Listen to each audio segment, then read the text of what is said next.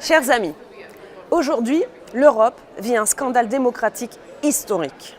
Bruxelles menace d'interdire purement et simplement un parti politique européen, le Parti d'Europe des Nations Souveraines, ESN, qui a été enregistré le 30 septembre 2024 après les élections européennes. Sans décision judiciaire, sans décision d'un État membre, sans décision du peuple. Certains à Bruxelles ont visiblement un problème avec la démocratie. Souvenez-vous qu'ils ont piétiné les référendums populaires de 2005. Souvenez-vous que la Commission a jubilé à l'annulation des élections en Roumanie. On l'a fait en Roumanie, on pourra le refaire en Allemagne si nécessaire, c'était Thierry Breton. Souvenez-vous que Bruxelles a interféré dans les élections en Pologne et en Hongrie en bloquant des milliards de fonds européens au gouvernement qui lui étaient défavorables pour ensuite débloquer ces fonds immédiatement quand les europhiles ont gagné les élections. Et dans quelques jours, nous voterons pour donner 8 milliards d'euros à des associations, des médias et des journalistes europhiles et pour entériner un nouveau machin de la Commission qui va s'inviter et s'ingérer dans nos processus électoraux. C'est ce qu'ils appellent le bouclier démocratique.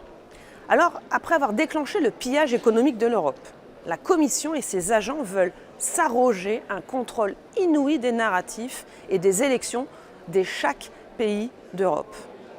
Donc, subventionner les uns, démonétiser, démoniser, interdire les autres et surtout l'autocensure. Voilà l'ambition de Bruxelles. Ce n'est pas notre vision de l'Europe. Nous sommes membres d'un autre parti européen qui s'appelle Patriotes pour l'Europe, mais je suis très inquiète de ce désir d'interdire le parti politique européen ESN. Pourquoi ? Parce que le 22 mai 2026, l'autorité pour les partis politiques européens a envoyé une lettre officielle au Parlement européen pour des faits jetant le doute sur le respect des valeurs européennes par ESN et ses partis membres.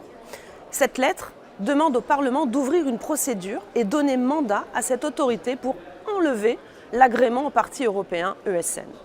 En annexe, on trouve une liste de 26 cas potentiellement pertinents. Alors, quels sont donc ces faits si graves ? Comment ont-ils travaillé ? Ils ont travaillé en traquant des posts sur les réseaux sociaux, des vidéos de 2022, des photos de 2023, donc des faits existants bien avant la création du Parti européen, notamment avec une interview d'Éric Zemmour sur Sud Radio en novembre 2025. Des publications de politiciens dont vous n'avez jamais entendu parler à l'autre bout de l'Europe, avec des images ou des commentaires illicites ou trop explicites. Mais où est le problème de vouloir renvoyer chez eux les criminels étrangers ? Quand une fille de 12 ans est étranglée par un meurtrier de 32 ans après avoir eu une relation avec elle et qu'un politicien fait référence à une subculture ? Ou quand un jeune homme est tué pour avoir défendu sa petite amie par un assassin mineur issu d'une minorité et qu'un politicien fait référence à cette minorité ? Est-ce une raison pour interdire un parti politique au nom de soi-disant valeurs européennes ? Si des faits excessivement graves ont eu lieu, c'est aux autorités de chaque État d'agir et à la justice de se prononcer. Ce n'est pas un eurocrate caché dans son bureau, ici d'un parti concurrent, qui doit décider à Bruxelles qui a le droit de vous représenter. Au vu des émeutes de la semaine dernière, l'exemple numéro 20 est très clair. Écrire « Immigration stop » sur une photo de voiture qui brûle et de plusieurs individus dont un eurocrate pourrait penser qu'ils ne ressemblent pas à la majorité des Français serait un motif d'interdiction d'un parti pour Bruxelles. Oui, c'est une dérive intolérable. Notre démocratie est en danger. Je vous invite à commenter et partager cette vidéo. Je vous remercie, à très bientôt.